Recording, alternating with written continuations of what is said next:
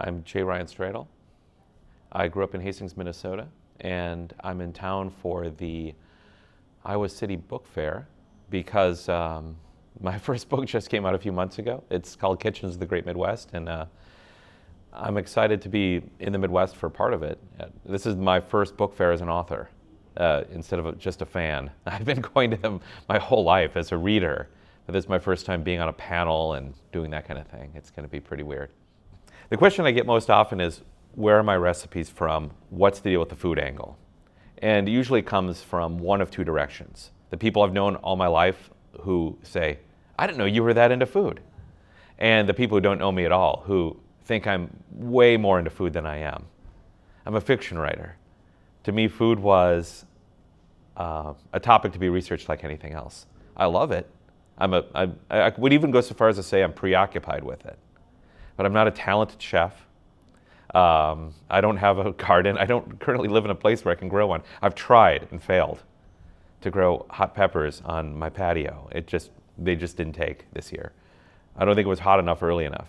Any case, what I know about food, I mostly learned while researching this book. I was a teenage foodie growing up in Hastings, Minnesota, but that was largely a secret. That was not something I talked about much. Something I did with my high school girlfriend was go to ethnic and obscure restaurants in the Twin Cities area and try out different kinds of food and attempt to experience the bounty of the world through the Minnesota version of its cuisine. I require a quiet place for writing. I write at home.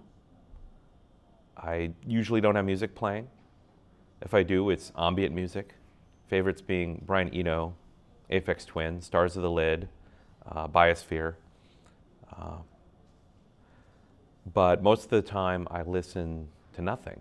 I just sit in a quiet room and I think about stuff. I write it down. I prefer not to work in the middle coach seat on a red eye with crying babies around me.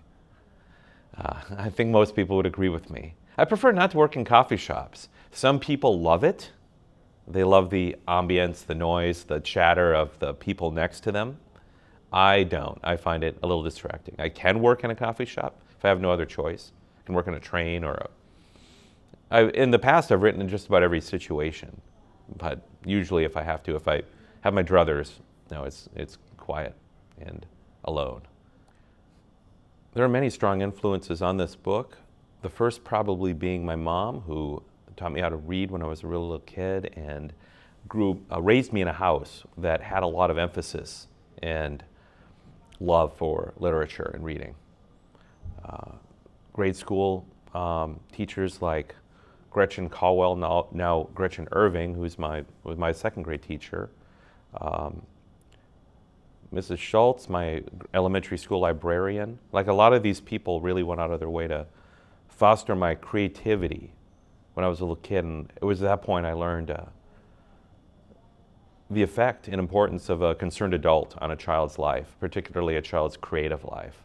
Just having someone, not even give approval per se. Approval is great, but space first.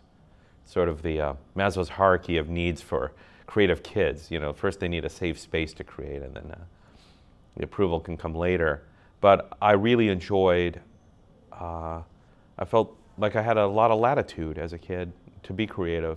And a lot of it was due to those three people. And my dad as well, who was not as big a reader as my mom, but certainly encouraging and understanding and patient with my space, even though his interests, hunting, fishing, camping, weren't always commensurate with sitting alone and reading and writing. I remember insistently trying to read a book while on a camping trip on a bumpy dirt road in northern Minnesota, and vomiting from car sickness from attempting to reconcile these two things. Yeah, and also being frustrated when the sun went down and how difficult it was to read by the light of a campfire, that kind of thing. I recharge my writing batteries by reading. Absolutely. Particularly a book I haven't read before. And it can be a little tricky because as a writer, I think like a lot of writers, I'm somewhat affected by the tone of what I'm reading. And I'm super conscious to not let that seep into my own writing with too much uh, too much transparency, lest I intentionally or unintentionally plagiarize. Yeah, so that said, I do kind of seek out new writing that I feel will be somewhat commensurate to the work I'm attempting in tone, but a little different subject matter. So yeah, absolutely recharged by writing. I've got a stack of books I can't wait to read when I get home off the book tour that I think will do just that. I definitely think that my TV work influenced my fiction work. And TV, well, the kind of TV I did, which was unscripted TV, Deadliest Catch, Ice Road Truckers, Storage Wars, Texas, Deadliest Roads. We're dealing with, except for the Storage Wars franchise, with the others, we're dealing with mountains of footage and discerning a narrative within that, winnowing down miles and miles of tape to find the centimeters of story. It really is that extreme in terms of the analogy, particularly for Deadliest Catch, where you have all these mounted cams on the boat, you've got a few producers, you're just running tape 24/7 for weeks and weeks on a crab boat.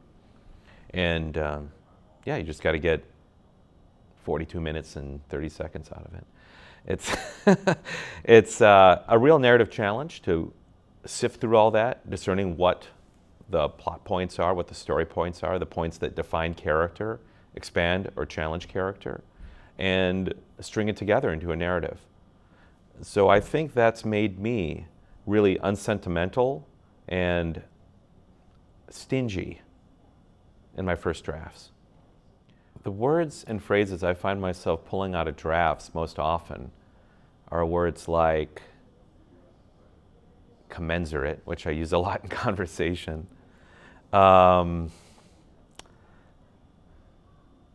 Words like impecunious, abstemious. I mean, words that might be useful in thinking about human behavior or describing it to yourself or your friends, but words then are often not consistent with the voice of a character.